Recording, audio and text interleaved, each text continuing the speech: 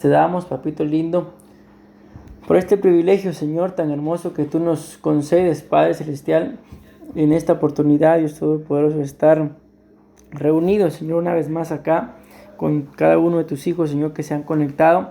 Y te suplicamos, Señor, como siempre, por favor, papito lindo, que tú puedas poner guarda, Señor, en nuestros labios, Dios Todopoderoso, para que lo que hablemos, como siempre, porque así está escrito, Señor, en tu palabra, papito lindo, venga a edificar, venga a consolar, y si es necesario, Señor, que tu palabra nos exhorte. Dispuestos estamos, Señor, a recibir esa exhortación.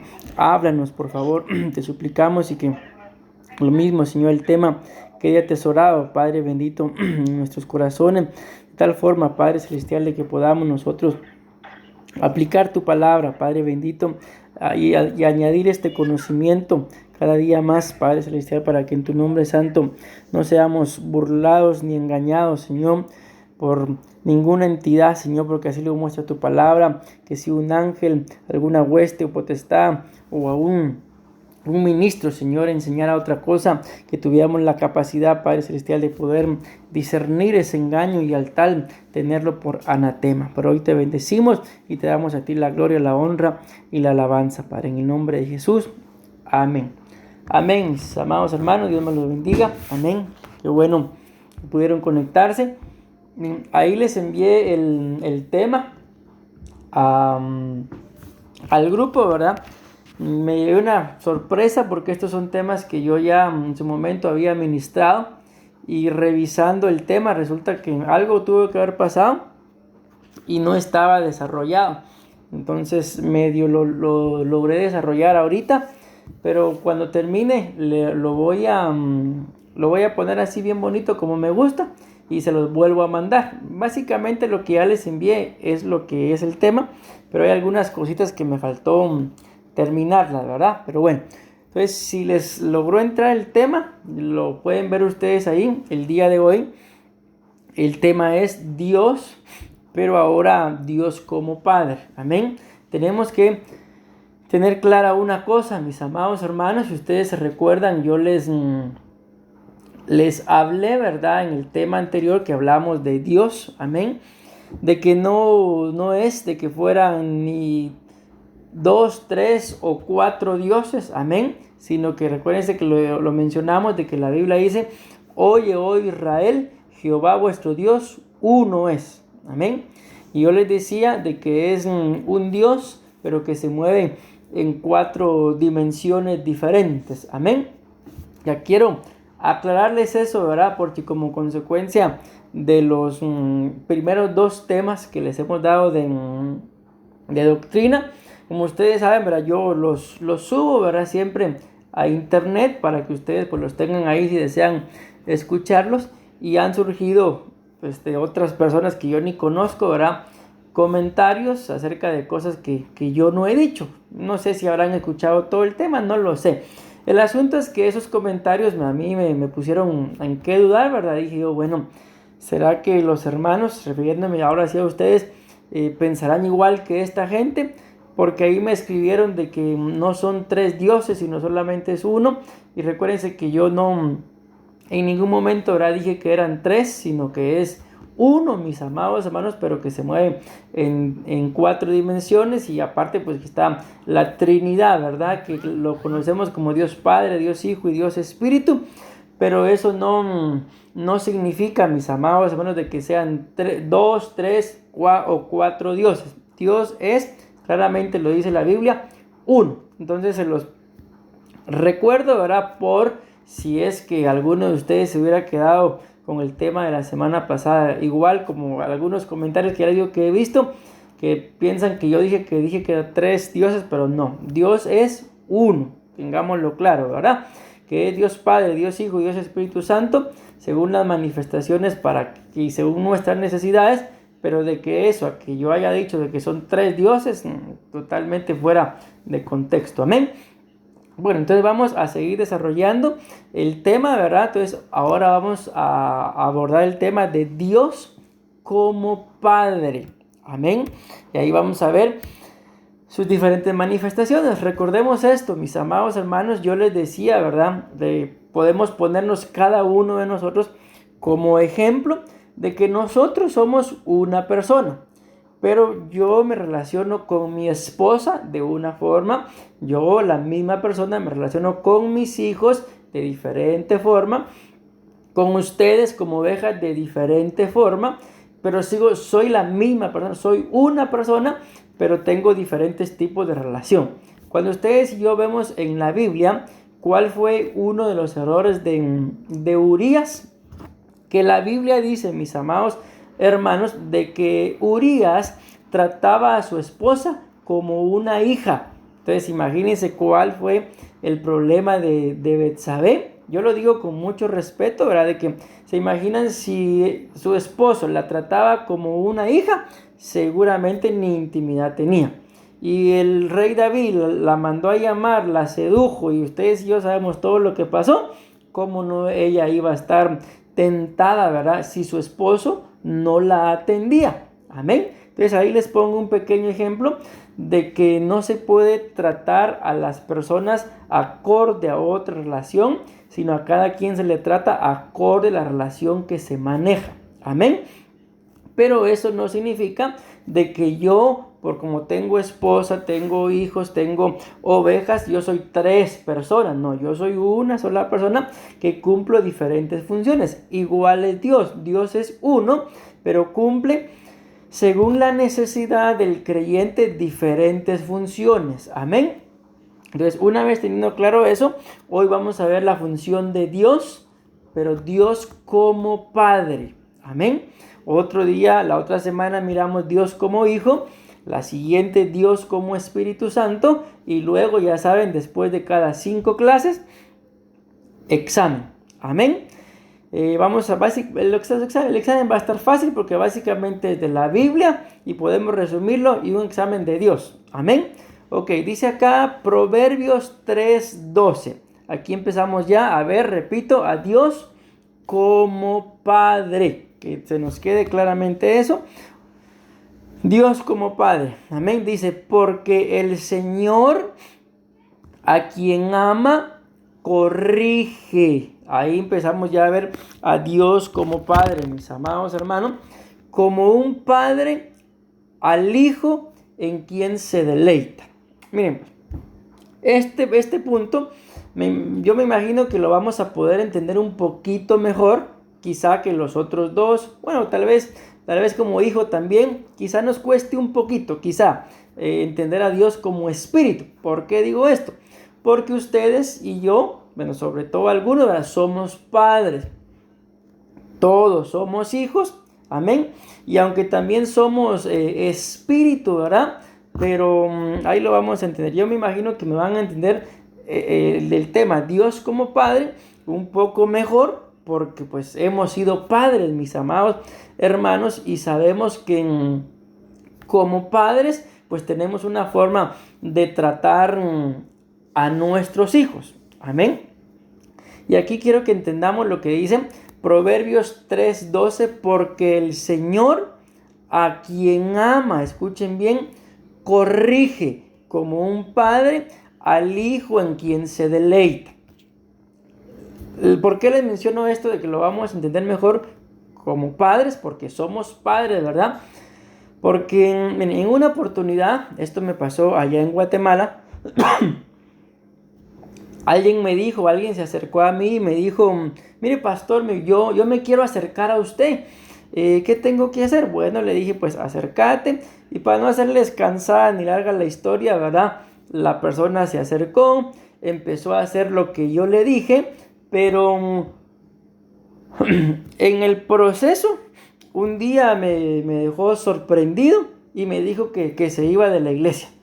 Y yo me quedé con la boca abierta, ¿verdad?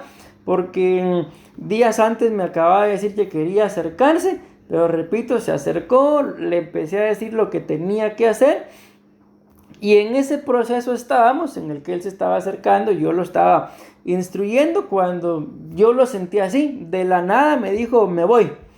Entonces llegó un momento en el que yo le dije, bueno, mira, te voy a hacer una pregunta, le dije, y en ese momento teníamos un negocio con la pastora, y el negocio estaba casi enfrente de donde estaba el templo. Entonces vine yo y le señalé el templo y le dije, mira, ese templo que está ahí, ¿esa es tu iglesia? Le digo, no, me dice, esa ya no es mi iglesia. Ah, bueno, porque como me dijo que se iba ahí, ¿verdad? Está bien, le y decímele, ¿y yo soy tu pastor? Sí, me dijo, usted sí es mi pastor. Pues como que aquí las cosas no me cuadran, le digo, porque si te recuerdas, yo soy pastor, pero yo pastoreo en aquella iglesia, en la iglesia que dices que ya no es tu iglesia. Entonces, al final me terminó diciendo, es que miren, yo me voy porque usted mucho me regaña. Y yo me pegué una carcajada, me empecé a reír. ¿Por qué, mis amados hermanos? Porque la persona quería acercarse, y gloria a Dios por ese tipo de personas que no solamente quieren, sino les gusta y aceptan, mis amados hermanos, estar cerca de un padre, cerca de un ministro para ir siendo formados. Pero les digo esto, de que hay muchas personas, les estoy poniendo un ejemplo, que me dijo que se quería acercar, pero en el acercamiento, lógicamente lo empecé a corregir, le empecé a hablar, le llamaba la atención y me dijo que por eso se iba, porque yo mucho lo regañaba. Entonces les digo esto porque la Biblia dice acá de que el Señor a quien ama, corrige. Esa palabra corrige, pues puede tener muchas acepciones, mis amados hermanos, instruir, regañar y muchas más, que ustedes y yo podemos pensar, pero Dios es amor, sí, pero Dios corrige, Dios es amor. Pero si ustedes y yo nos recordamos, alguien que active su micrófono después de mi pregunta, pero ya saben, lo más rápido posible porque estoy grabando, alguien me puede decir cómo corrigió Dios a Jonás. Dios es amor. Yo voy a seguir hablando y si alguien se recuerda, activa su micrófono y yo dejo que hable. Pero repito, ¿me pueden decir cómo corrigió Dios a Jonás? Si ustedes y yo sabemos que Dios es amor, ¿cómo lo corrigió?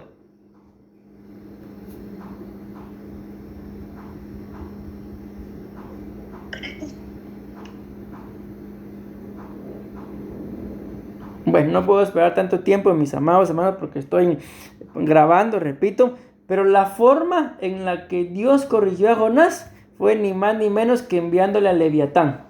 Solo miren eso. Entonces, muchas veces ustedes y yo no logramos entender nuestra relación, ahora hablo de una relación acá en la tierra, con nuestros padres terrenales.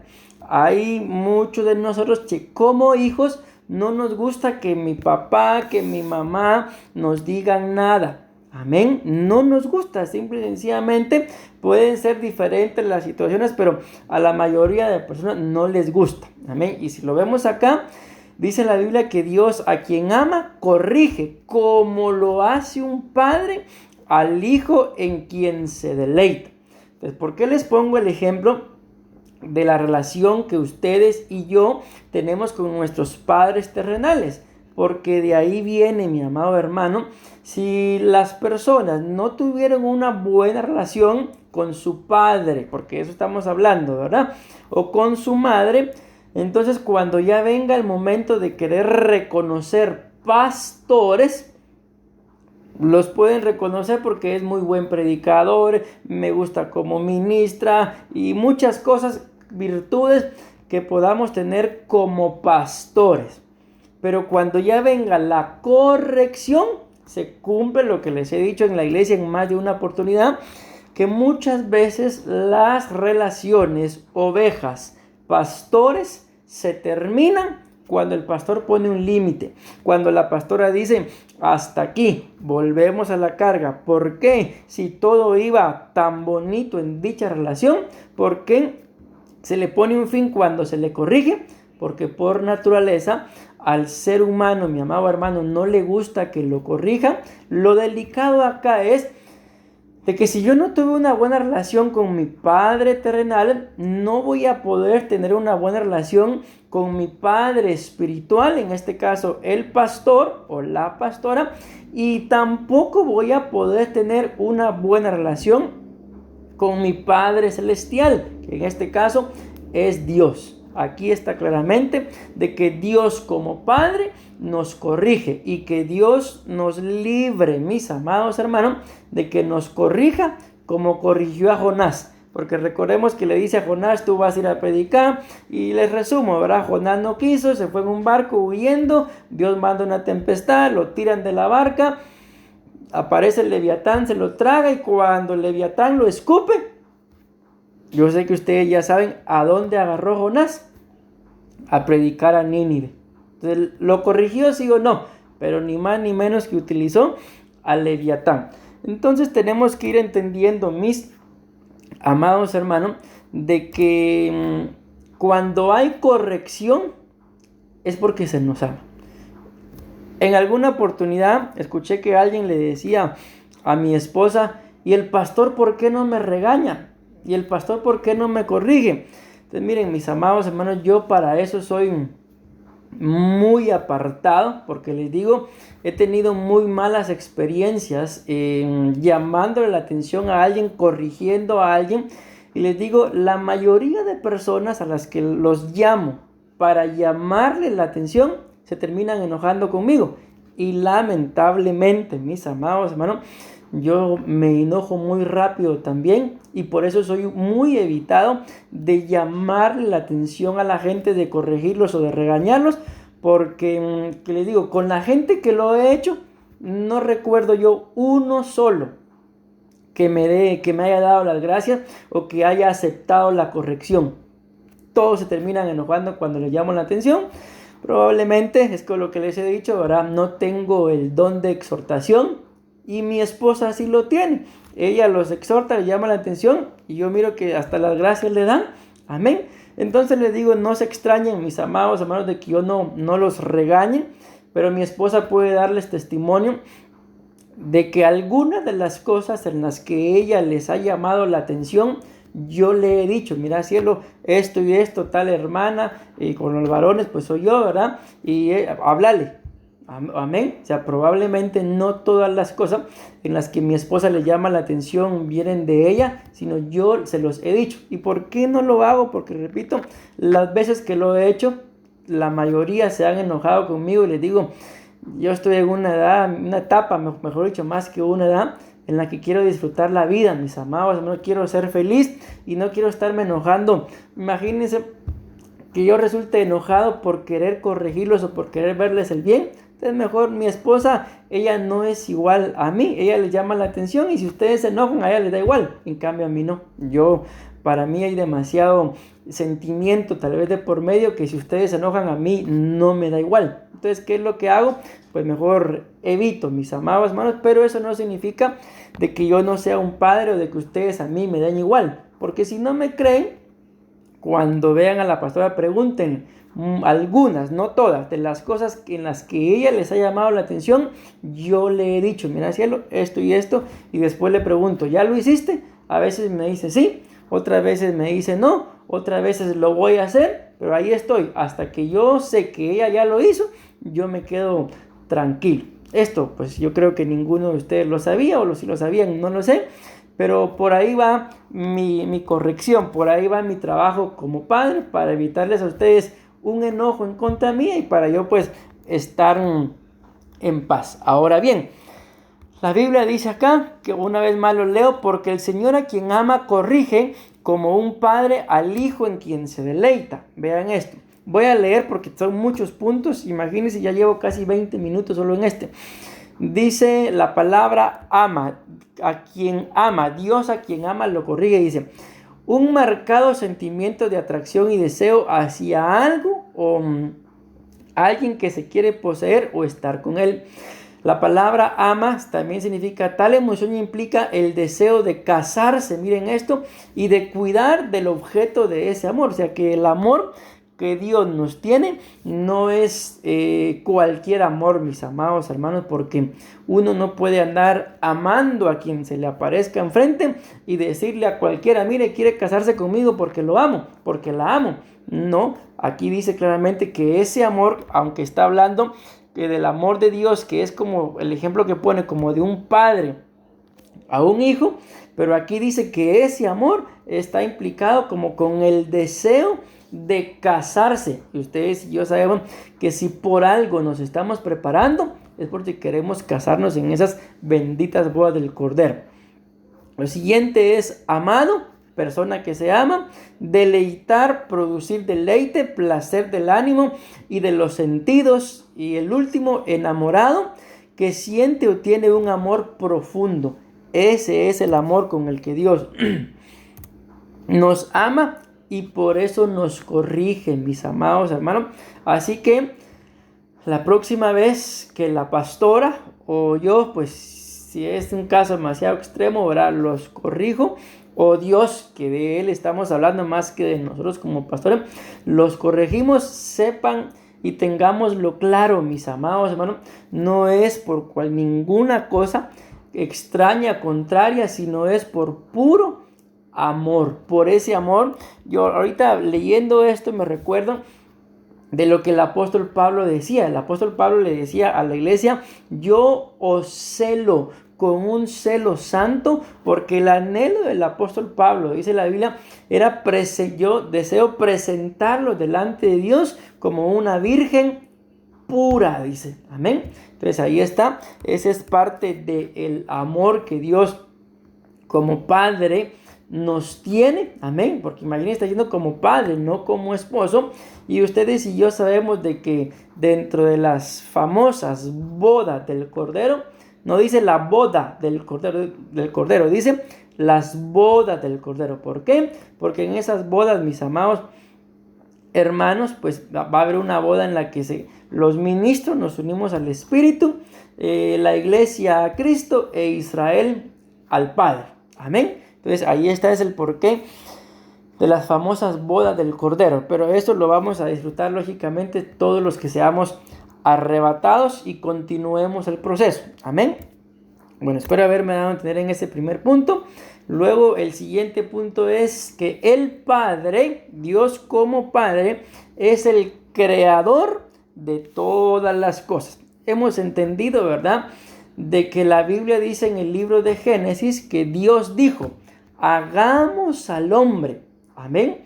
Y ahí entendemos que si dijo hagamos, no dijo voy a hacer, dijo hagamos. Pero ¿quién fue el que habló? Dios Padre. ¿Y con quién estaba hablando, mis amados hermanos? Pues la Biblia muestra ahí con el Hijo, con el Espíritu Santo, con los Elohim, que otro día hablaremos también de ellos, ¿verdad?, que son co-creadores juntamente con Dios Padre, pero el que empezó todo en la creación fue Dios Padre. Amén. Entonces dice acá Génesis 1:27, dice: creó pues Dios, ahí está, esa palabra Dios es Dios Padre, al hombre a imagen suya, a imagen de Dios lo creó, varón y hembra los creó. Ahora veamos acá qué significa la palabra crear. Dice producir algo de la nada. Por ejemplo, creó Dios los cielos y la tierra. Seguimos, la palabra crear significa como procesos formativos. Se refiere a una serie de acciones y actividades diseñadas. Escuchen esto, ¿cuál es el fin de Dios al crear? Se refiere a una serie de acciones y actividades diseñadas, escuchen, para educar, capacitar o desarrollar habilidades y conocimientos en una persona. Amén. Sigo, creador, una persona o entidad que crea algo, es decir, que origina, produce o trae algo a la existencia. Y el último significado de los 4 que tomé, porque tiene muchos significados, es criar. Y esto es producir, cuidar y alimentar a sus hijos. Estamos hablando ya de otra faceta. La primera fue la faceta de Dios que, como Padre, pero que nos corrige. Aquí estamos hablando de la faceta de Dios como creador. Y si ustedes se dan cuenta, una vez más, entra la faceta como Padre, porque dice que criar es producir, cuidar y alimentar a sus hijos. Entonces el papel de un padre, mis amados hermanos, ya hablando de nosotros, es producir. Los que ya tenemos hijos, pues ya hemos entrado a esa etapa de producción, ¿verdad? Ahora nos toca cuidar y alimentar a sus hijos. Yo tenía ya en Guatemala unos muchachitos que yo los molestaba porque cuando era la hora de comer, eso sí sabían para qué era la boca, para comer. Entonces yo los bendigo, ¿verdad? Pero yo les decía que parecían la oruga, el saltón, el revoltón y la langosta, porque una vez se sentaban a comer, ya no dejaban nada. Entonces, producir, pues decía alguien por ahí, ¿verdad? Que muchas personas piensan que criar a los hijos es como hacerlos. Pues no, hacerlos es de una forma, criarlos es de otra forma. Amén. Entonces, si ya tuviste la capacidad de hacerlos y producirlos, ahora hay que cuidarlos. Y lo más delicado es que hay que alimentarlos. Amén. No comen del aire, mis amados hermanos, no se van a mantener vivos del aire, sino hay que alimentarlos. Y esa es una de las funciones de Dios como Padre. Amén. Bueno, miren, cada punto que estamos viendo, mis amados hermanos, habría que desarrollarlo y cada punto sería un tema, ¿verdad? Pero ahorita estamos abordando el tema de la doctrina, entonces voy saltando de uno al otro. En su momento, acuérdense que les dije, ¿verdad? Las tareas, mis amados hermanos, van a ir cambiando. No todas sus tareas van a ser pequeños resúmenes que a veces, se los digo con mucho respeto, pero con mucha autoridad, parecen, como dicen ustedes acá, salvatandas. O sea, que lo hice solo por ganarme el puntito, no porque se vean que en realidad haya un esmero, mis amados, una dedicación a hacer la tarea, ¿verdad? Pero bueno, avancemos. Dice acá el Dios, el Padre, escuchen esto interesante, hizo el plan de salvación. Amén. Recordemos que está Padre, Hijo y Espíritu Santo. El Padre, mis amados hermanos, fue el que hizo, vamos a decir, el que diseñó, ¿verdad? Como un arquitecto que hace los planos de una casa, pero aunque el arquitecto hizo los planos, no es el que la construye, ¿verdad? Pues igual es, Dios Padre es el que hizo el plan de salvación, y ustedes y yo sabemos que quien ejecutó el plan de salvación fue Dios Hijo. Amén. Y pues quien cuida, mis amados hermanos, que ese plan de salvación pues se lleve a cabo, ¿verdad? Pues es Dios el Espíritu Santo. Amén. Ok, entonces dice Juan 6:38. Esta puede ser una pregunta de examen, ¿verdad? ¿Quién fue el que hizo el plan de salvación? Y si quieren exámenes como de primaria, ¿verdad? Inciso A, inciso B, inciso C, Padre, Hijo, Espíritu Santo, encierren un circulito. Ya, espero que hagan un círculo y no una línea. Juan 6:38 dice, porque he descendido del cielo. Pónganle mucha atención a esto. No para hacer mi voluntad, sino la voluntad del que me envió. Acabo de decir que Dios Padre es el que hizo el plan de salvación. Y aquí el Hijo dice que he descendido del cielo no para hacer mi voluntad, sino para hacer la voluntad de aquel que diseñó, estoy parafraseando un poquito, ¿verdad? El plan de salvación, Dios Padre. Y esta es la voluntad del que me envió. ¿Quién fue el que lo envió? El Padre. Que de todo lo que Él me ha dado, yo no pierda nada. Ahí dentro de ese todo estamos tú y yo, porque ahí vamos a ver también que el Padre es el que nos lleva al Hijo. Amén.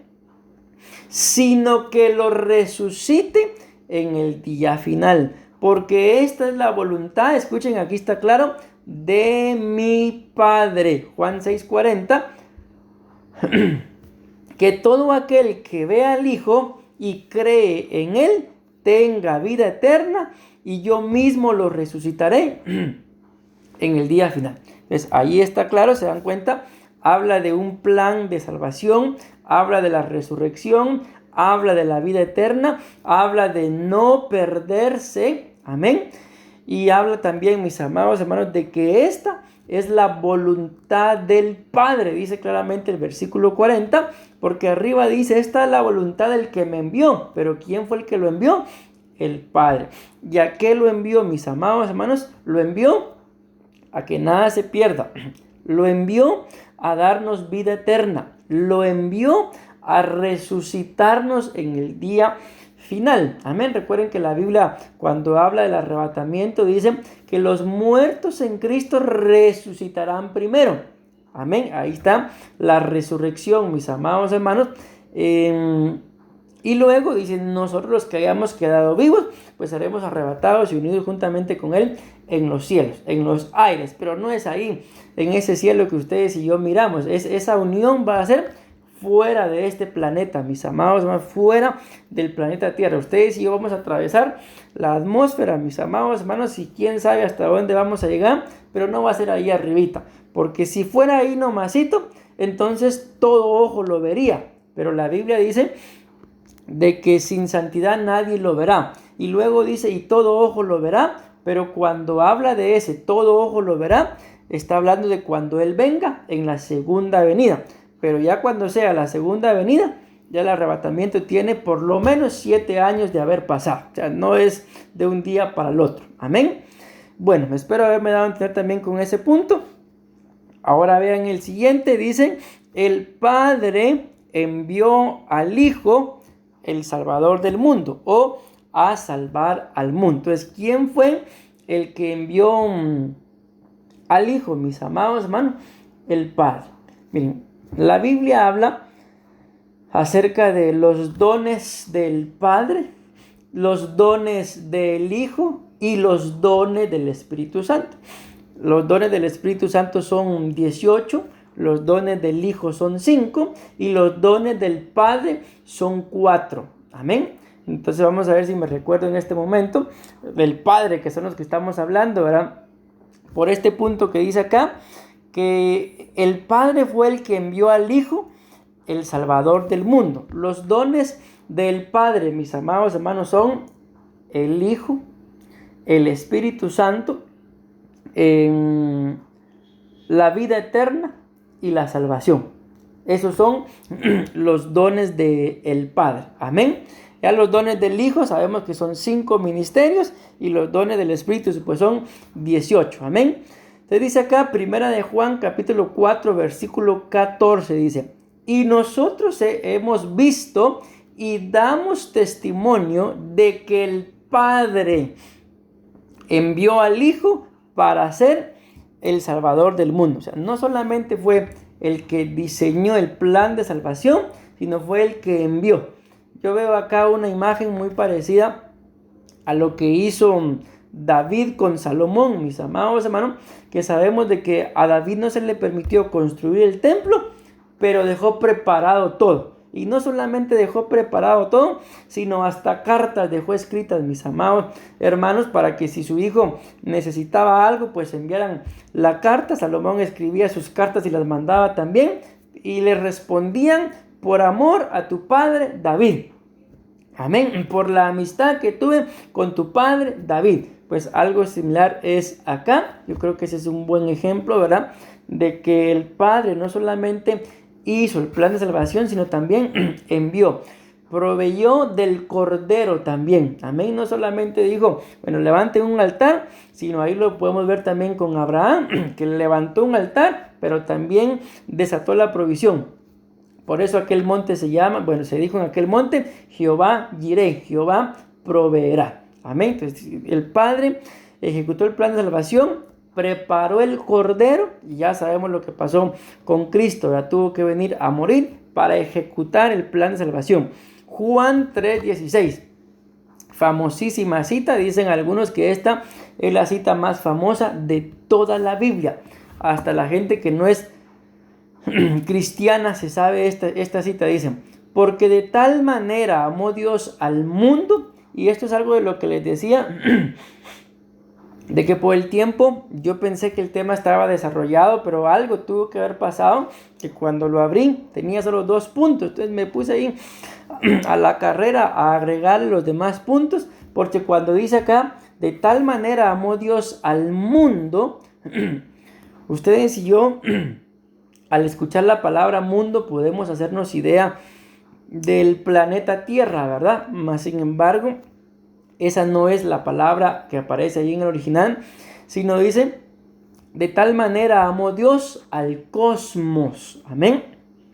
Y esa palabra cosmos pues va mucho más allá de lo que es el planeta Tierra. Y ahí entran otras cosas que otro día hablaremos. Los diferentes tipos de creaciones, mis amados hermanos, que existen, ¿verdad? Pero el asunto es de que el amor de Dios no fue nada más por el planeta Tierra, sino por el cosmos, que ha dado a su Hijo unigénito, dice, para que todo aquel que en Él cree no se pierda, mas tenga vida eterna. Ok, aquí vienen ya los puntos que fui agregando, ¿verdad? Pero ya no me dio tiempo ni cambiarles color. Por ejemplo, dice acá, al creyente lo traslada de las tinieblas al reino de su Hijo. Entonces, ¿qué es lo que hace el Padre? Que al que cree en el Hijo, ¿verdad?, lo traslada de las tinieblas a su luz admirable. Primera de Pedro capítulo 2 versículo 9 dice, pero vosotros sois linaje escogido, real sacerdocio, nación santa, pueblo adquirido para posesión de Dios, a fin de que anunciéis las virtudes, ahí está, de aquel que os llamó de las tinieblas a su luz admirable. Ese trabajo, ese llamamiento, no lo hizo el Hijo, lo hizo el Padre. Amén. El Padre es el que nos traslada, mis amados hermanos, de las tinieblas al reino de su Hijo o a la luz admirable. Ok. Este que sigue es muy importante. Amén. Dice, el Padre establece las actividades que el creyente ha de practicar. Si ustedes y yo recordamos, ¿verdad?, fue en los tiempos de Moisés, en la era del Padre, también está la era del Hijo, y actualmente, mis amados hermanos, estamos en la era del Espíritu Santo. ¿Hasta cuándo va a ser la era del Espíritu Santo? Hasta pues que el Señor regrese por nosotros, mis amados hermanos, en ese bendito arrebatamiento. Pero en la era del Padre, que básicamente consta desde Adán hasta los tiempos de Juan el Bautista, mis amados hermanos,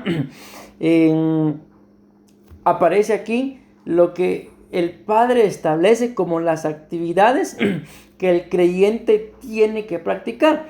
Y básicamente, ¿de qué es lo que vamos a hablar acá? Bueno, o vamos a mencionar más que hablar, es de los 10 mandamientos, de los cuales sabemos que la Biblia nos muestra que no son 10 mandamientos, sino son 623 ordenanzas, 623 mandamientos. No son solamente 10, pero de estos 10 se derivan los otros 613, mis amados hermanos, para hacer un total de 623 mandamientos. Pero ¿de dónde vienen? Porque también están los mandamientos del Padre, los mandamientos del Hijo, los mandamientos del Espíritu, pero de estos 10 que la mayoría pues conocen, ¿verdad?, y algunos no los entienden bien porque le ponen a un mandamiento santificará las fiestas. Cuando ustedes miren un listado de mandamientos, que de los 10 mandamientos que diga santificará las fiestas, esos mandamientos son de la Iglesia Católica. Esos no son los mandamientos que están escritos en la Biblia. Amén. Ahorita, más que explicárselo, también lo voy a leer, porque aquí a lo que me voy a sentar es de que cuando Dios el Padre dio los 10 mandamientos, nos estaba enseñando a todos los creyentes, no solamente al pueblo de Israel, cómo teníamos que conducirnos. Y repito, de estos 10 salen los otros 613 mandamientos que están escritos en la palabra, pero de aquí salen todos. Vamos a leer.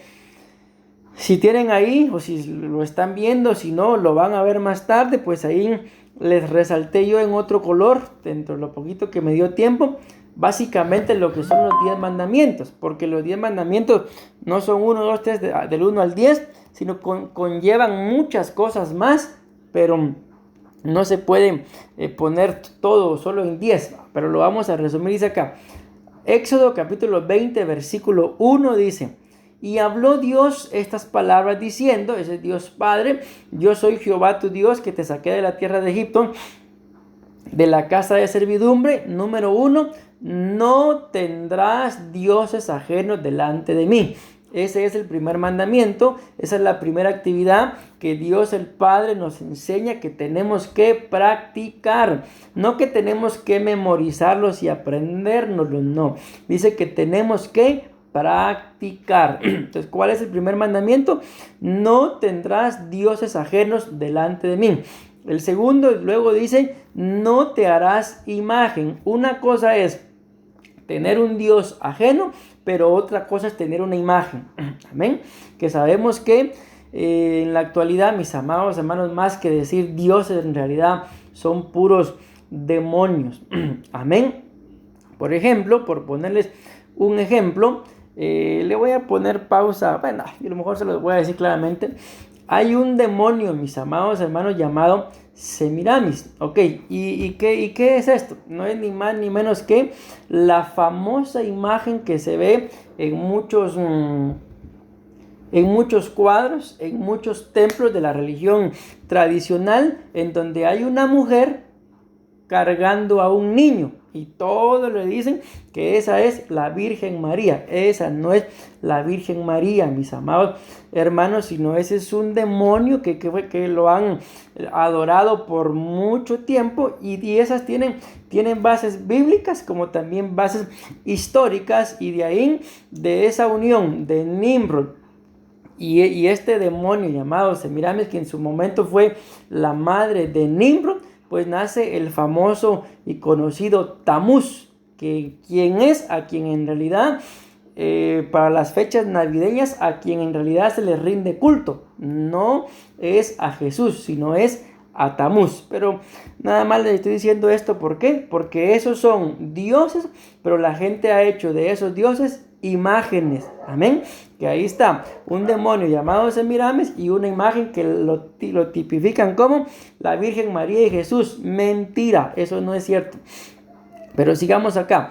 Luego dice, no te harás imagen ni ninguna semejanza de lo que está arriba en el cielo, ni abajo en la tierra, ni en las aguas debajo de la tierra. Si habla de algo que está arriba en el cielo, está hablando de un ser celeste. Si habla de algo que está en la tierra, pues de un ser terrestre. Y si habla de algo que está en el agua, de un ser acuático, ¿verdad? Entonces ahí nos damos cuenta, no podemos hacernos imagen de nada, ni lo que está en el cielo, ni en la tierra, ni debajo de la tierra. No te inclinarás a ella, dice, sigue hablando del mismo, ¿verdad? De las imágenes. Entonces no es que este sea otro mandamiento, sino sigue hablando del mismo mandamiento. No te harás imagen, porque no te inclinarás a ellas, ni las honrarás, porque yo soy Jehová tu Dios, fuerte, celoso, que visito la maldad de los padres sobre los hijos hasta la tercera y cuarta generación de los que me aborrecen, y hago misericordia a millares de los que me aman y guardan mis mandamientos. Hasta ahí van 2 mandamientos. Número 3, no tomarás el nombre de Jehová tu Dios en vano, porque no dará por inocente Jehová al que tomare su nombre en vano. Ahí van 3 mandamientos. Recuérdense que estamos hablando en este momento de que Dios Padre es el que establece las actividades que el creyente tiene que practicar. Perdónenme si voy rápido, mis amados hermanos, pero ya llevo más de 40 minutos y todavía tengo varios puntos. Entonces, número 3, dicen, bueno, ese ya. Número 4, acuérdate del día de reposo para santificarlo. Y este mandamiento es el que aparece en el listado de 10 mandamientos católicos que dicen santificará las fiestas. Esos mandamientos no son de lo que la Biblia dice, sino lo que la Biblia dice es acuérdate de guardar el día de reposo. Pero ¿qué es lo que dicen ellos? Santificará las fiestas. ¿Sabes? ¿Se imaginan ustedes para qué habla de fiestas, verdad? Pero sigamos, 6 días trabajarás y harás toda tu obra. Esto sigue siendo parte del cuarto mandamiento. Mas el 7º día es reposo para Jehová tu Dios. No hagas en él obra alguna, tú, ni tu hijo, ni tu hija, ni tu siervo, ni tu criada, ni tu bestia, ni tu extranjero que está dentro de tus puertas. Porque en 6 días hizo Jehová los cielos y la tierra, el mar y todas las cosas que en ellos hay, y reposó en el 7º día. Por tanto, Jehová bendijo el día de reposo y lo santificó. O sea, ¿qué fue lo que santificó? El día de reposo, no las fiestas. Amén. Sigue diciendo el número 5, honra a tu padre y a tu madre para que tus días se alarguen en la tierra que Jehová tu Dios te da. Y vamos a ver, 2, 4, 6, 8, 9. 4, 6, 8, 9. Y que vamos a leer a continuación, Éxodo 20, 13, es el versículo más pequeño de toda la Biblia.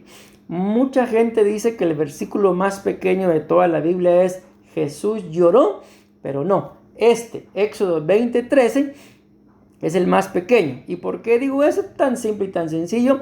Sumen las letras que tiene Jesús lloró y luego sumen las letras que tiene no matarás, y creo que tiene algunas menos, no matarás. Ok, entonces, ¿cuál es el versículo más pequeño de toda la Biblia? No matarás. Son 2, 4, 6, 8, 9. Jesús tiene 5, lloró, 5 son 10 y tiene 9. Ahí se los demostré ya. Éxodo 20, 14 dice, no cometerás adulterio. Éxodo 20, 15, no hurtarás. Éxodo 20, 16, no hablarás contra tu prójimo falso testimonio. Número 9 y por último, número 10, no codiciarás la casa de tu prójimo, la mujer de tu prójimo, ni su siervo, ni su criada, ni su buey, ni su asno, ni cosa alguna de tu prójimo. Entonces ahí están resumidos, porque básicamente lo leí, los 10 mandamientos, mis amados hermanos, que el Padre estableció para que ustedes y yo, como creyentes, aprendamos a conducirnos. Y luego, repito, en total son 623 mandamientos que están por toda la Biblia, pero todos salen de estos 10. Amén. Entonces, ¿quién fue el que dio al creyente, mis amados hermanos, una forma de conducirse? El Padre. Amén. Bueno, que sigue, como les digo, ahorita pues estamos hablando nada más de doctrina, ¿verdad? Pero siguiente punto deberíamos de desarrollarlo en un solo tema. Pero si lo hacemos, imagínense cuándo se van a graduar. Amén. El Padre de nuestros espíritus. Amén. Dios, mis amados hermanos, es el Padre de todos los espíritus. Amén. Así la persona le haya abierto su corazón al Señor Jesús aquí en la tierra, no se lo haya abierto, haya sido de cualquier religión, incluyendo la evangélica, sea la persona que sea, el Padre de ese espíritu es Dios. Otra cosa es, si ese espíritu se mantuvo santo, ¿verdad? Otra cosa es si ese espíritu se contaminó. Y otra cosa es si ese espíritu llegó a ser un espíritu inmundo. Pero el Padre de todos los espíritus es Dios, el Padre. Dice Hebreos 12:9. Además tuvimos padres terrenales para disciplinarnos y los respetábamos. Con cuánta más razón no estaremos sujetos al Padre de nuestros espíritus y viviremos. Hebreos 12:9. Además hemos tenido padres terrenales, otra versión, que nos disciplinaron y nos sometimos y los respetábamos. Y los respetamos por entrenarnos. Esta otra versión decía que nos disciplinaba, pero esta dice que nos entrenaron. No nos someteremos mucho más voluntariamente al Padre de nuestros espíritus y viviremos aprendiendo de su disciplina. Entonces ahí está. Entonces les repito, básicamente el Padre de nuestros espíritus es Dios. Ya otra cosa es el tipo de espíritu que sea, ¿verdad? Pero, me refiero a que si se contaminó, es espíritu inmundo o es un espíritu puro, se mantuvo. Amén. Pero el Padre es Dios, porque cuando el Padre envía los espíritus a los cuerpos, mis amados hermanos, ningún espíritu lo envió como inmundo, ningún espíritu lo envió contaminado. Todos los espíritus los envió puros, santificados, intactos, Pero ya en el camino, la unión del cuerpo con la carne, del cuerpo con el alma, se le llama carne, y esa unión contamina al espíritu que Dios nos dio, y ya después la gente no quiere saber nada de Dios. ¿Por qué? Porque ese espíritu que Dios envió, lo envió vivo, pero luego, mis amados hermanos, pues se contamina, ¿verdad? Y puede llegar aún a morir. Pero eso, como repito, eso es otra cosa. Vamos a seguir acá. Me quedan 10 minutos todavía. Dios, el Padre, es perfecto.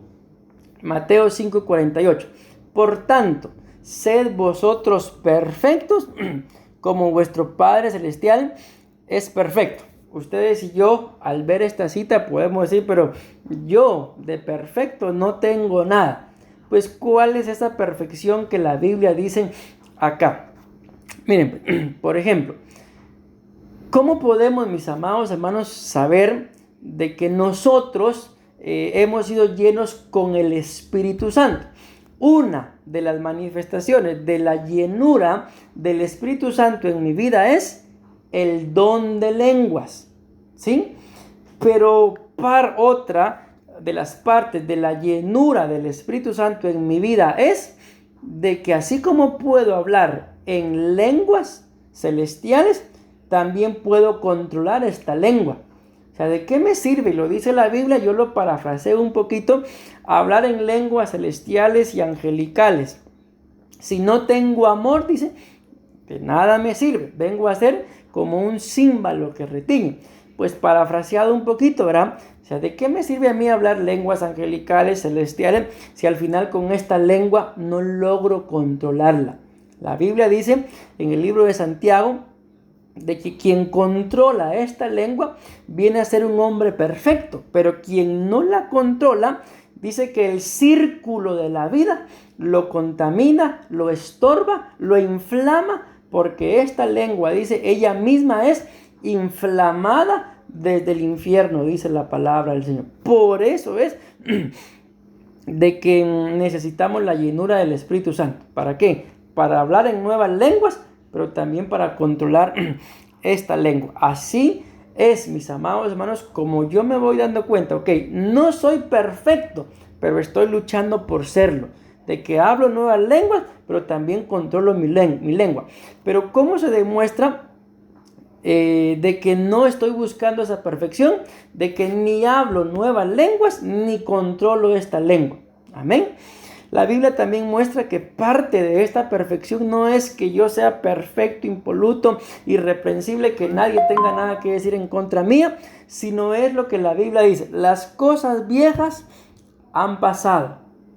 He aquí, todas son hechas nuevas. Entiéndase que tanto día con día yo me estoy renovando.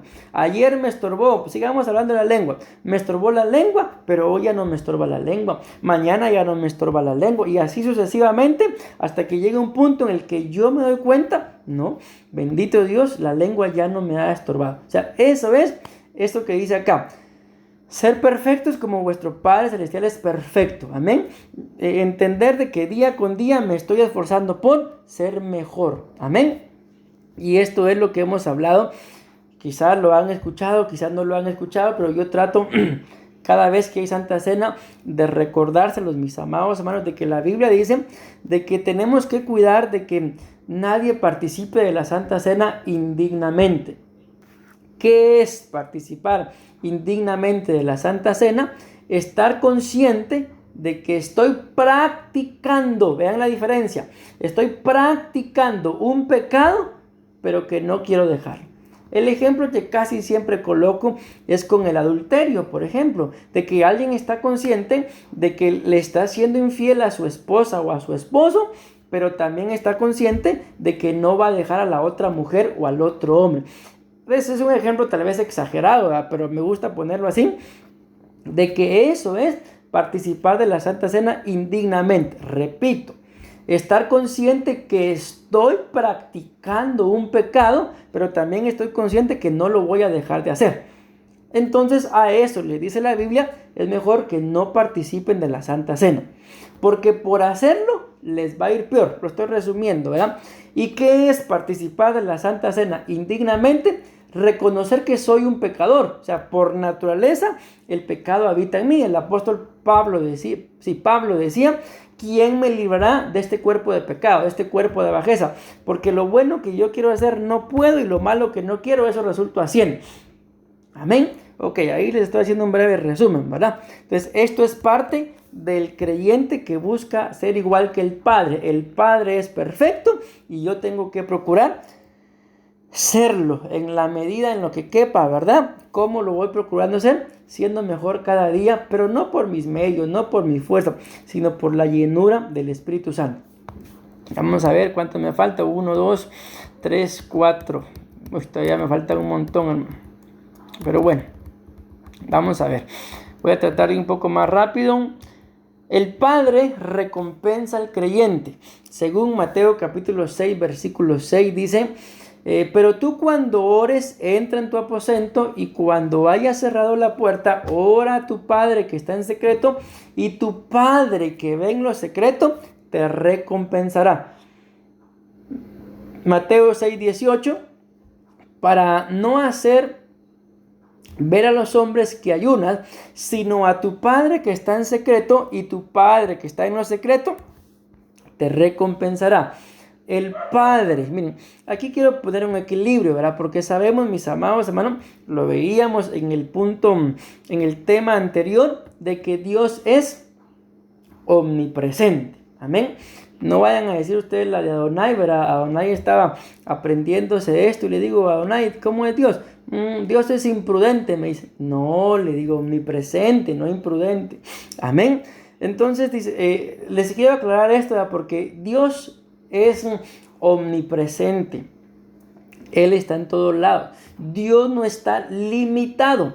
Pero recuérdense que les mencionaba de que estuvo la era del Padre, la era del Hijo, y ahorita estamos en la era del Espíritu Santo. Por lo tanto, la mayoría de operaciones de Dios el Padre está en los cielos. Aquí con nosotros está el Espíritu Santo, pero eso no quiere decir de que el Padre o el Hijo no tengan sus circunciones. Hay una palabra que es la palabra epifanía. ¿Y qué es la epifanía? Una manifestación de Dios que se manifiesta pero luego se va, por así decirlo, ¿verdad?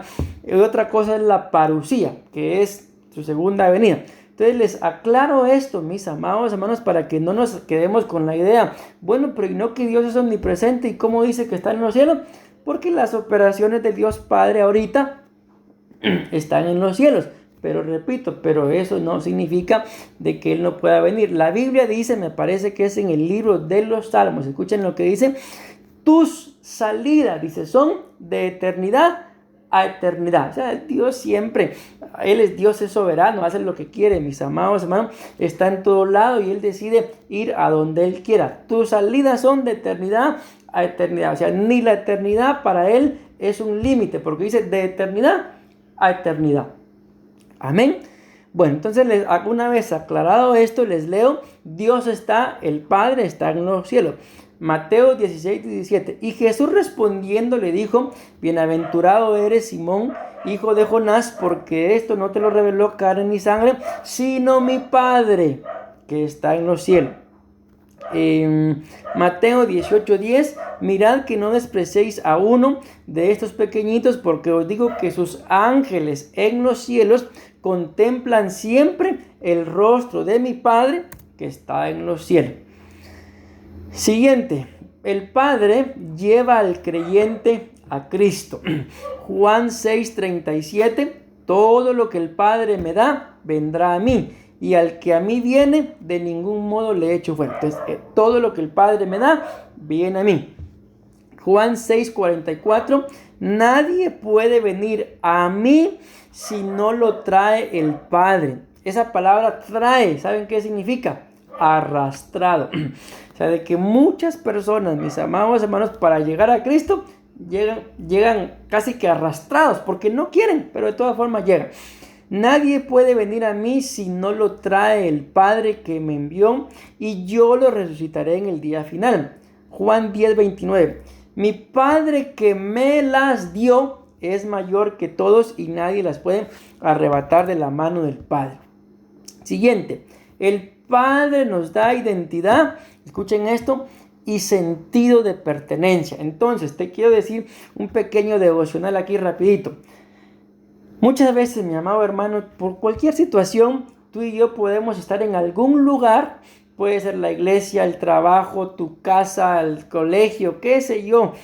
Puedes estar rodeado de mucha gente, pero tú sientes que no perteneces ahí.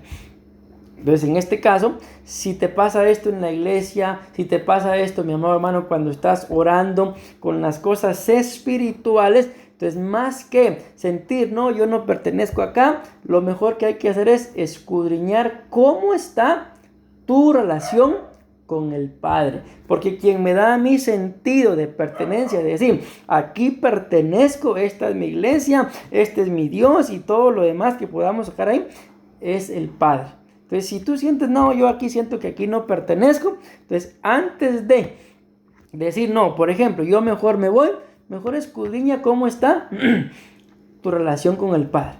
Miren, ahorita sé que esto no tiene que ver con el tema, pero quiero decirse. Estaba escuchando a una persona que habla acerca de las enfermedades y decía él de que nadie se enferma de la noche a la mañana. Antes bien, después o antes de una enfermedad, no, ¿cómo es? Cuando alguien se enferma, lo primero que debería de hacer, dice él, es ver un año atrás. Miren qué tremendo, demuestra esta persona de que muchas enfermedades se van cultivando en el cuerpo de la persona un año atrás. Tienes que empezar a ver, dice, cómo era tu tipo de alimento. Tienes que empezar a ver si alguien te empezó a estresar, a oprimir y muchas cosas que menciona ahí. Pero ¿por qué les menciono esto? Porque mis amados hermanos, para que tú y yo sintamos como, no, yo como que a este lugar no pertenezco, mejor hay que escudriñar. Al igual que con las enfermedades, un año atrás, ¿qué empezaste a hacer? ¿Qué dejaste de hacer un año atrás? Y un año después, ¡pum!, explotó la enfermedad. Amén. Muy curioso esa enseñanza que estaba dando esta persona. Y lo traigo a colación. Antes de decir, por ejemplo, es un ejemplo, no, a este hombre, a esta mujer, yo ya no la aguanto, mejor me voy. No, mejor empieza a ver, mi amado hermano, un año atrás, qué patrones empezaron a cambiar. ¿Será que cambió él, cambiaste tú, cambió ella o tú, qué sé yo? Amén. Pero lo que la Biblia muestra es que nadie cae de la noche a la mañana. Entonces estamos en este punto de que el Padre nos da identidad y sentido de pertenencia.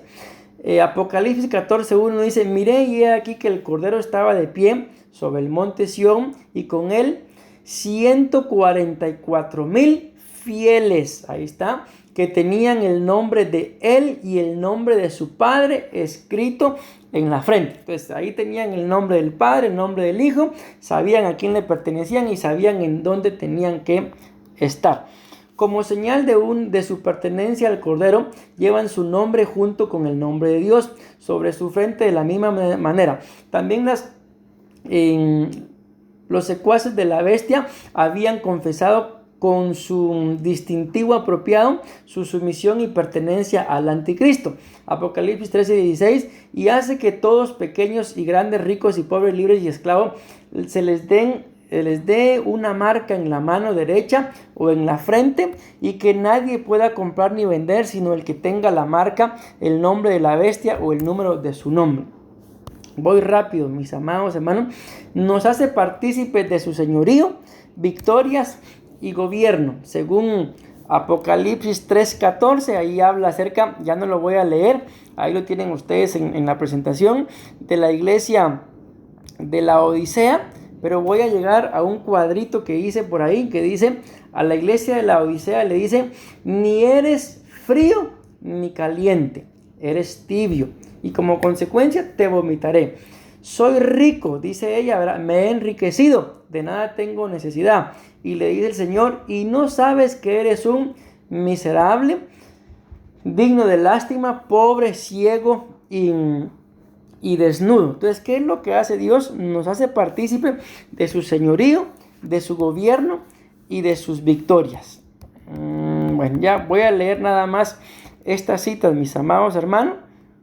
Lucas 24:26 dice: no era necesario que el Cristo padeciera todas estas cosas y entrara en su gloria. Juan 16:33: estas cosas os he hablado para que en mí tengáis paz. En el mundo tendréis tribulación, pero confiad que yo ya he vencido al mundo. Y por último, Juan 5:4 dice: porque todo lo que es nacido de Dios, ahí está el Padre, vence al mundo. Y esta es la victoria que ha vencido al mundo, nuestra fe. Ahí está entonces, mis amados hermanos, el resumen de este punto, de que Dios nos hace partícipes de su señorío, de sus victorias y de su gobierno. Amén, amén y amén.